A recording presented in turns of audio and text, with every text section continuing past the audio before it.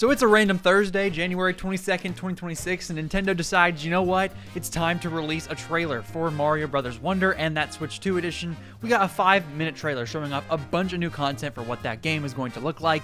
But the interesting part about that is really showing a change in Nintendo's overall philosophy is the Amiibo at the very end. This is my best guess as to how this conversation had to have gone down between Furukawa and the people who make Amiibo, or the people who are deciding to approve his ideas. So wait a minute, these things will cost $50 and people will just go out there and buy them, and that's all we have to do is just produce hunks of plastic? Yes sir, pretty much. We just make characters that we already have with models we've already rendered, and we just basically make them plastic figures. Even a Samus figure like this, we can just charge $40 for this and people are gonna go out there and buy it. Yes sir. So we can even take a figure like this, Yonobo, that nobody even really cares about from Breath of the Wild, and just make it for $30 and people will buy it too? Yes sir, people will buy it. They just always buy it. And you're also telling me that we can basically outsource to other companies for their own characters to make Amiibo figures, sell them, make a ton of money off of that, and then that company wants to work with us even more, and then the people will buy that as well. Yes sir, that's pretty much how it's gonna work. Well then what are you doing? Start making more figures ASAP. Oh yes sir, we'll get right to work. Wait, I have an idea.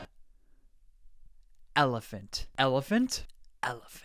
I'm not exactly sure how to end that conversation, but that's pretty much what happened, because Nintendo showed us an Elephant Mario Amiibo today. We got to see Prince Florian on this little Toad-like figure, and then we got an actual Captain Toad Amiibo for the first time in Captain Toad's existence. Now, these 3 figures are great, and I cannot wait to buy each and every one of them. I am so excited because I clearly have an obsession with Amiibo, but I cannot tell you how amazing this mindset shift actually is for Nintendo, because it shows a lot of initiative. It shows a lot of change and something that they've not been willing to do in the past. There is an Amiibo revolution happening, and I just want you to know about it. Like, look at this. Look at this image I am showing you right now on the screen. This image comes by Amiibo News on Twitter, and we can see so many different figures here that are already planned for 2026. Now, adding in the Mario Wonder Amiibo, we can see there's going to be a Minoru figure that was already confirmed.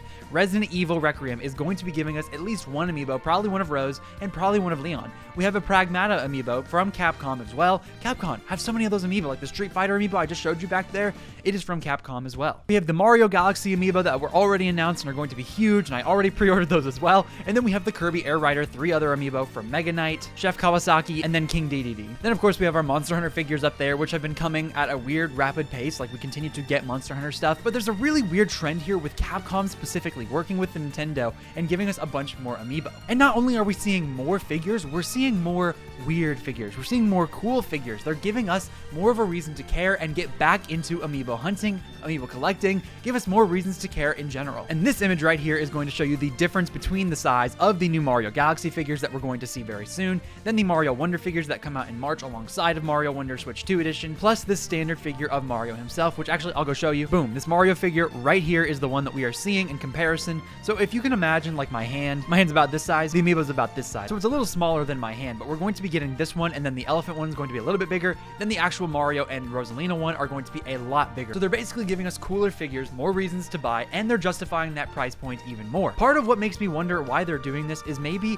because the price is going up because of tariffs. If for whatever reason it doesn't cost them that much to make these figures more expensive by having them be larger, and of course having more texture here on the bottom of these bases, because obviously with this Mario Amiibo we can see there's absolutely nothing going on, but with the Mario Wonder figure we see more grass plains, some more texture, and then with the Mario Galaxy one we see a huge one alongside of that launch star. They're trying to be more unique. They're trying to give us more bang for their buck, and they're finally using their brains in terms of giving us more products, more things that we want to buy. Listen, I love Amiibo, okay? And I know a lot of you watching probably don't collect as many as I do and probably have never cared. So let me tell you why I think you should care about Amiibo and why this is such a big deal. It was back in like 2013, 2014 that they first revealed the idea of Amiibo. They showed us Biltrin and did those little figures from the Smash Brothers line. They only had about like 10 to 20 of those at the time.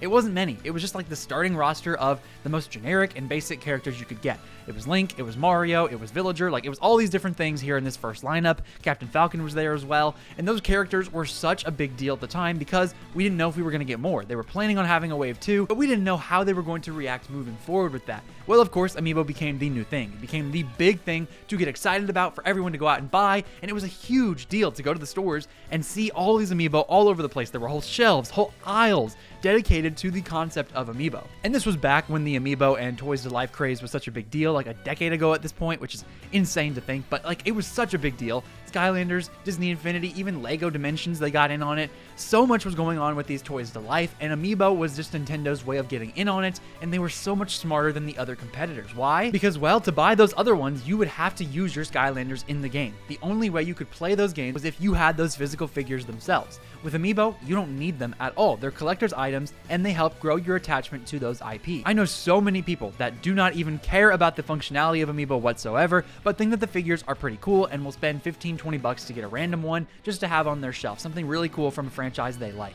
And I think honestly that's how the vast majority of people will approach this, is that if they think an Amiibo figure particularly is very cool, they'll go out and buy it. For me personally, it's history. It means more than that, but we'll get back to that in a minute. They were so smart because they knew that this thing was going to be a fad, right? This wasn't something that was going to stick around forever. This wasn't innovation. This was very clearly a gimmick, something that was very much working at the time. It was a gimmick that really hit home, but they knew with the Wii days, with all those gimmicks that they had been able to succeed off of, they knew that it wasn't going to stick around forever, that these figures were not going to be the future of gaming. So what did they do? They made figures that weren't essential to the gameplay themselves. They made figures that were only collectibles and you could use in the game, but it wasn't something that you had to have to experience the game in the best way. Now, of course, we will still have arguments to this day on what type of functionality is too much for an Amiibo, with Metroid Prime 4 Beyond, especially like with the actual figures I had just shown you in that little sketch earlier. Actually having a Samus and Viola figure allows you to listen to music in the desert area. People were just complaining about that feature being locked behind the Amiibo. But the problem with that idea is that you have to have some sort of functionality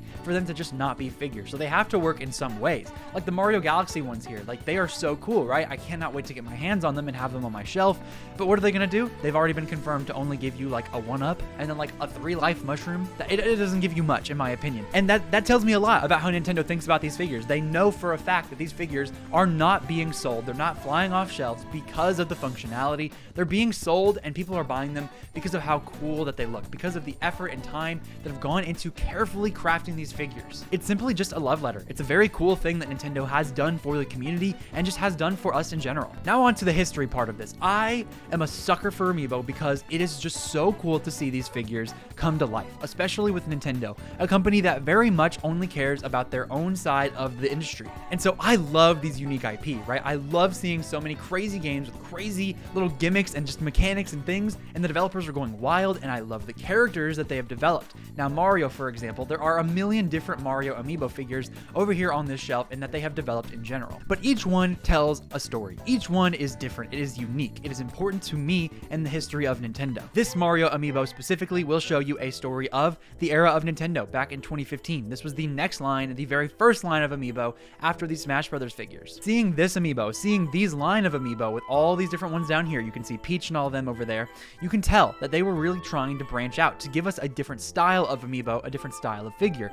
We didn't even know if after Smash Brothers was over, if we were going to get any other Amiibo, because that was the only line of Amiibo we had. The idea of just randomly waking up on a Thursday and seeing a trailer for a game and seeing Amiibo confirmed for that game specifically was not a concept in 2015 or 2016 or 2017. Having these games and these figures coincide, it just wasn't a thing. I remember the first time I really thought about it in terms of like a specific game and Amiibo dedicated to that actual game was with Breath of the Wild. This Link figure especially is just so cool. It perfectly encapsulates what this Breath of the Wild era is. And having figures like this, it's just really cool to see.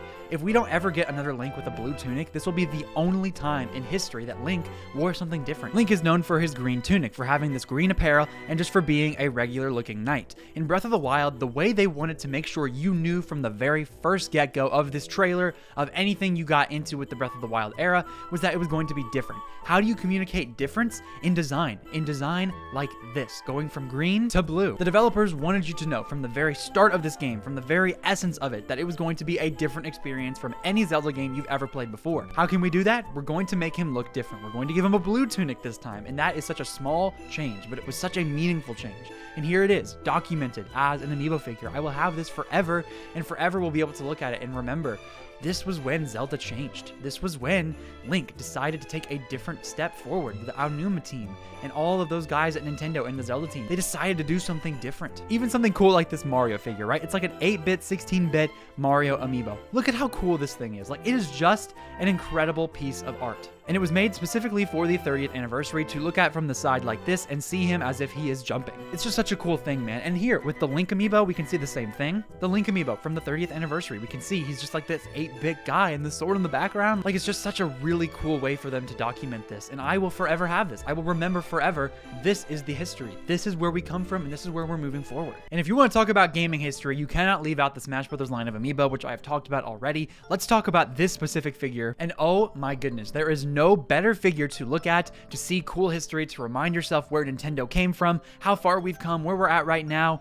than the Joker figure. The Joker amiibo is one of the best representations of Nintendo and how they changed in the Switch era, what their mindset was, what that philosophy was, and how they were able to partner with other companies. In Smash Brothers Brawl, we got to see Snake, right? He was the first third-party character. We got to see Sonic. We got to see all these different characters come into Smash Brothers, and that was history. In Smash Brothers Ultimate, it kind of got even pushed further, because we knew in Smash Wii U with Cloud and Bayonetta that, like, wow, Nintendo really will put just about any character in Smash Brothers, but they have to at least be on a Nintendo platform, right? It has nothing to do with M-rated, even though we thought it did, that M-rated characters would never make it. But you know what? They can now, because Bayonetta's here. Okay, well, it has to be something that's connected to Nintendo. Oh, well, Cloud's here, but technically, I guess Final Fantasy is on all these different consoles. So, well, no, it has to be something, okay, with connected to Nintendo and was on their platform before, and then Joker. And then at the Game Awards, that amazing announcement, probably the biggest and most hyped announcement at any Game Awards ever, was that Joker in Smash reveal. It was just perfect. The entire theater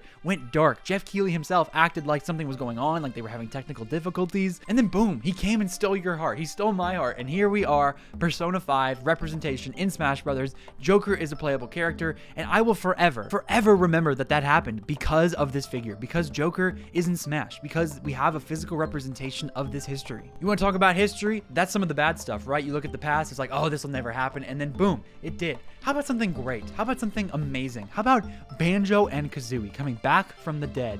Game series that was on the N64, developed by Rare Studios specifically for the N64. What happened with that? Why didn't we get more Banjo-Kazooie? Why wasn't Banjo-Kazooie some big part of Nintendo's legacy moving forward? Why don't we have more Banjo games on the N64, on the GameCube, on the Wii, Wii U, Switch, Switch 2?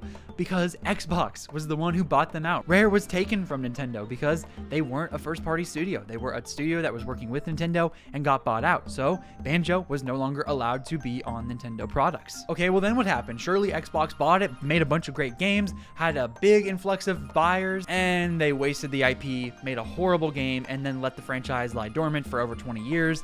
Yeah, that's not exactly what I would have expected or thought would be the best for Banjo, but so many people grew up on the N64 with Banjo-Kazooie, same as Mario and Zelda, and this means so much to people because him being in Smash just changed everything. It meant that Xbox was willing to work with Nintendo. It meant that Nintendo was willing to swallow their pride to say, you know what, we're going to work with you. We're going to allow this character to be in our game, put you on the N64, put you on the NSO subscription model, and here we have a physical representation of that history. Dreams came true with this figure. I've shown you so many examples already, so many different pieces of history, but let me show you one more. Now, I'm sorry, I don't have this for you because GameStop could not get me the product fast enough, but I'm going to use this Sora figure because it's a really cool story as well as some sort of representation. Imagine this is Shovel Knight. Shovel Knight is an indie game. Shovel Knight is a game that was not developed by Nintendo, was not published by Nintendo, had nothing to do with Nintendo, but they approached them, or Nintendo approached them, and they were able to make a figure. An indie game got an amiibo from the big bad Nintendo. How cool must that be for that studio to see that Nintendo was able to go all in on them, was able to believe in them enough to make a figure, to sell a figure, and to have it for them forever, immemorialized as amiibo. How often do you see these big companies working directly with indie studios to create products along the lines of stuff that they would normally create to help make everyone involved more money and help have everyone be more happy? That Shovel Knight figure is something that I have always wanted, and I finally saw it on the GameStop website, and they kind of screwed me over because I called customer service twice. It got lost in transit apparently, along with 5 other amiibo, and they haven't been able to get back with me, so I'm probably going to call again and request a refund, but still, having that Shovel Knight figure is amazing because it's true history. It's incredible history. And seeing more third-party, more indie stuff be out there with amiibo, it's just crazy. Even with something like Pragmata, right? Seeing this girl. I don't know anything about this game yet. I don't know anything about this girl. I don't know why they decided to do that, but for whatever reason, they're making one. And I will probably end up picking it up because it's just cool. It's cool to see Nintendo working with these other companies, seeing everyone get along, and seeing the fans be able to reap the benefits of companies coming together. At the very beginning of this video, I did that sketch with Furukawa talking to people and being like, why not? And that's the question I've been asking. Why did it seem for like 2-3 years there that Amiibo were kind of going the way of the dodo? Why is it that these relatively cheap figures that people got so excited about were all of a sudden dying, that Nintendo was not making as many anymore?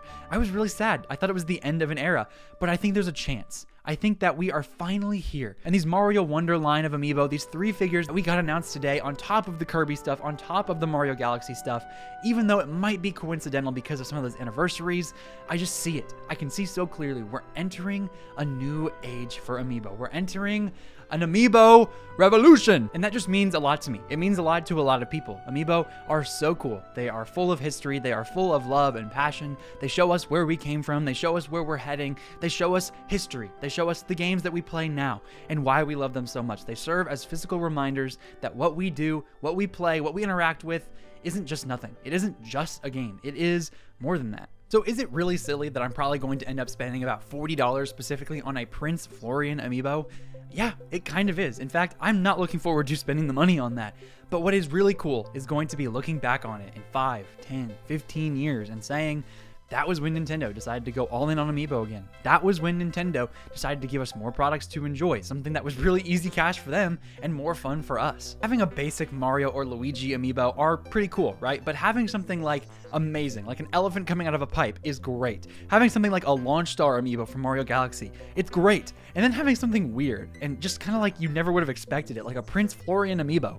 It's just cool, man. I almost appreciate the figures that don't make any sense more than the ones that make all the sense because they're unique, they're cool, and people aren't gonna want to buy them. People aren't gonna care about Prince Florian, so I could probably wait, let him go on sale for like 20 bucks and then get him later. But I probably am gonna pay full price because I want to make sure I do get that on my shelf. So yeah, I think we're entering a new era for Amiibo. I think the Amiibo revolution is here. That whatever they decided in some random business meeting like 2 years ago is finally coming to fruition. Because this kind of stuff doesn't happen overnight. They don't just say, yeah, you know what? I do want some more Amiibo. Go ahead and make us some more, please. Like, no, this takes years of time. Development, it has to line up with resources. It has to line up with games. They have to figure out when to release it, market it, advertise, like all these things.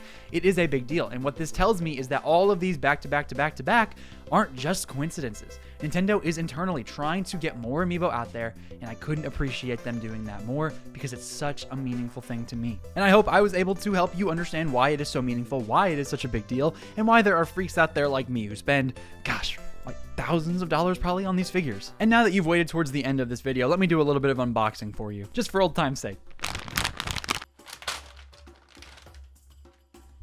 Tom Nook. All I gotta say, Tom Nook, look at that dude. So cool. I love having history. Isabella's over there somewhere. Tom Nook. Here we have Sylux from Metroid Prime 4 Beyond. He was not even really in this game at all. What a weird thing for them to advertise, but still, it's a Sylux Amiibo. How weird and cool is that? Like, why would anyone want this? Why would anyone buy this? Good question. I bought it. Then you gotta hit him with that pop. I love the pop here. Ow! Gosh, Sylux, I kind of bent my fingernail backwards a little bit. Oh, that hurt. Dang, well, that took forever to get that out. But look at this figure. Really cool Sylux figure for you. Like, that's history right there. Metroid Prime 4 Beyond. It took forever and ever and ever to release. Something that we never thought was going to come. Miles McKenzie, all that drama. Like, here we are. Finally, we got ourselves a Metroid Prime 4 figure, and it was representation of how this game even exists. Then we've got ourselves some Street Fighter Amiibo. I showed you one of them earlier. Here's the second one right there, and the third one right here. I'm gonna unbox all these together and then show you at the end because they are really cool and it's a piece of history. And they were like $5 each because Best Buy apparently had been having them on shelves all year and just wanted to get rid of them. Well, as you can see, this one survived the drop test, and I don't even play Street Fighter, so I have absolutely no idea who this guy is, but he looks pretty rad. Here is our next Street Fighter figure right here. Very, very cool. We love ourselves some more Amiibo. This thing is huge. By the way, I think I've said that before, but these are big. These are like bigger than normal figures. Oh, and also with this little thing at the bottom here, this is the cause of so many people's problems and annoyances. It's a big deal. What's the big problem, you might be asking? Why is this such a big deal? Well, at the very bottom of all of these figures, we have this base, and this base goes right onto the Nintendo Switch or onto the Wii U or wherever that NFC reader is, and then you're able to use it for some sort of resource, some sort of in-game ability, something. Well, back in the day when Amiibo was such a big deal that people cared so much to get as many of them as possible, they would get them and keep them in boxes because some people like to do that with toys and stuff, that they keep it boxed and then it becomes more valuable like 50 years down the road. Well, around the first time that these figures were released, you could keep them boxed, and then the NFC reader was strong enough to where you could keep it in the box, be able to set it down on the NFC reader, and then it would just read it and you wouldn't even have to take it out of the box. It was the best of both worlds. Well, somewhere along the way when they were deciding to develop these figures, to put them in boxes, they decided, you know what? Why in the world would we ever let these fans just keep them boxed and be able to play them? No, they should have to open them up to be able to use them. She's fine, don't worry. It was a drop test on purpose. It was on purpose. And so what did they do to fix that problem? That quote-unquote problem? They put this little metallic piece of plastic, whatever the heck it is, underneath the NFC chips at the very bottom of these figures to make sure you could never put them in a box and use them again. Well, Nintendo went back on that, right? They decided to not do that for their figures themselves, but this third-party Capcom crap is forcing you to choose whether or not you want to open them and then buy another one for have them in box, or just keep them in box and never actually be able to use it. And in my opinion, that is diabolical. So here, I'm going to show you all 3 in a row right now. Those are very cool. And also, I love and hate the big ones at the same time, because the big ones take up way more space on my shelf over here, so I have to figure out how to just shove them back there, but whatever. Then the last one I have here that I was trying to save for my other GameStop order with like 5 or 6 more, but like I said, they didn't come, is the Wario figure, and I somehow did not have the Smash Brothers Wario. You can even see right here, like where that base of that figure is, there is no plastic, there is no metal. They did not do this anymore because they realized it was stupid to do that. I don't know why Capcom did that. Get ourselves a nice little crisp snap here. That wasn't a very crisp snap. Yeah, nothing right here. It's perfect. It's just the base and you can use it. And I was able to do that for the Silex amiibo with my Metroid Prime 4 game while I was waiting to do the unboxing, but still, this is so much better, Nintendo. Thank you for moving back on that. And here we see the Wario figure up close. He is weird and gross and disgusting, but it's such a cool design. Look at the back of this. It says hurry up from the WarioWare games. Such a cool figure. So that was my unboxing at the very end of this. Thank you so much for sticking it down to the very end. I love Amiibo. I love figures. I love history. I love all of this. I hope you learned a little something today. Learned a little bit about why people care, why maybe you should care. Maybe you have a new appreciation for all this. Let me know all that down below. Did you gain a new appreciation, or am I just crazy? How many Amiibo do you have? Tell me about your collection. I want to hear it all. Thank you so much for watching all the way to the end. Make sure you like and subscribe if you did enjoy today's video. Click that notification bell to make sure you know exactly when my videos release, and make sure you also join my membership program, a couple bucks a month, for a couple cool perks for yourself and be able to support me as a content creator. It really helps. Make sure if you are a fellow Amiibo sicko, you click on the left side of your screen